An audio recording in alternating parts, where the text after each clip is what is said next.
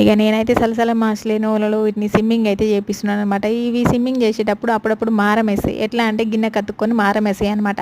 అప్పుడు మనం ఏం చేయాలి తెలుసా? రావమ్మ మహాలక్ష్మి రావమ్మ అని ఒక పాట వేసుకోవాలన్నమాట. పాట వేసుకొని పట్టుగారితో గిన్నె పట్టుకొని వీటిని అటు ఇటు మర్రేసుకొని మంచి ఎర్రగా కలర్ వచ్చే వరకు అంతవరకు వేపుకోవాలి. జాగ్రత్త అన్నలు తమ్ముళ్ళు. ఇక మా అక్క మా చెల్లి చెప్పింది అనేసి మీరు కాల్చుకున్నారు అనుకో, వచ్చే వదినే ఇక మా ఆడబిడ్డ చెప్పిందట మా ఆయన చేయి కాల్చుకున్నాడని నన్ను అంటారు. ఇక జర జాగ్రత్తగా పట్టుకొని చేసుకోండి. మంచిది హెల్దీ ఫుడ్. బయట ఫుడ్ తినకుండా ఇప్పుడు ఇట్లా చేసుకొని తినుర్రి. ఇక నేను ఇక్కడ ఆలుగడ్డ బజ్జీలు చేస్తున్నా. కింద నుంచి ఎవరో మా బిల్డింగ్ వైపే చూస్తున్నాడు ఆయన. నేను ఇక్కడ ఆలుగడ్డ బజ్జీలు చేస్తున్నాను. ఆయనకు వాసన పోయింది కావచ్చు, నాకు 2 ఇత్తరాని చూస్తున్నట్టున్నాడు. నువ్వు చేసే ఆలుగడ్డ బజ్జీలు ఆయన వెనక పోయింది ఆ వాసన అని అంటారా?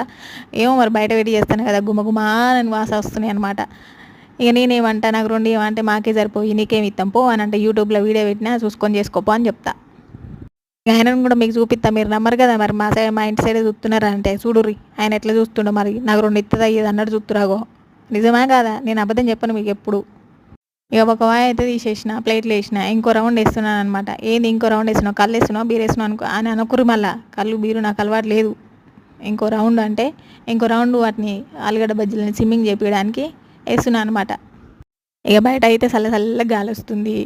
మంచిగా చేసుకొని ఆలుగడ్డ బజ్జీలు పక్కన టీ పెట్టుకొని తాగితే ఆహా మస్తు ఉంటుంది. టీయా మేము టీ తాగాల అక్క చెల్లె అని అనుకోకురి. ఇక మీకు ఏది నచ్చితే అది. నాకు మాత్రం ఆలుగడ్డ బజ్జీలు మంచిగా నచ్చినాయి అనమాట. నాకు అది మా పొడితెలు కూడా బాగా నచ్చినాయి.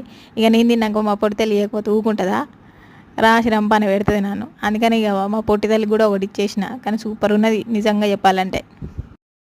ఇగో గిట్లా మంచిగా సిమ్మింగ్ చేపించి తీసి ప్లేట్లు వేసుకొని, ఇక మీరు ఆనియన్స్ వేసుకుంటారా? ఇంకా పచ్చిమిరపకాయలు వద్దులేరు, ఆల్రెడీ కారం వేసినాం కదా. ఇక మళ్ళీ కారం వేసుకున్నారనుకో మళ్ళీ మీరు మోషన్స్ కూరకాలి. వద్దుగా పచ్చిమిరపకాయలు వేసుకోక ఆనియన్ ఇంతది నిమ్మకాయ కొత్తిమీర వేసుకొని మంచిగా డెకరేషన్ చేసుకొని ఇక తినూరు లొట్టలు వేసుకొని.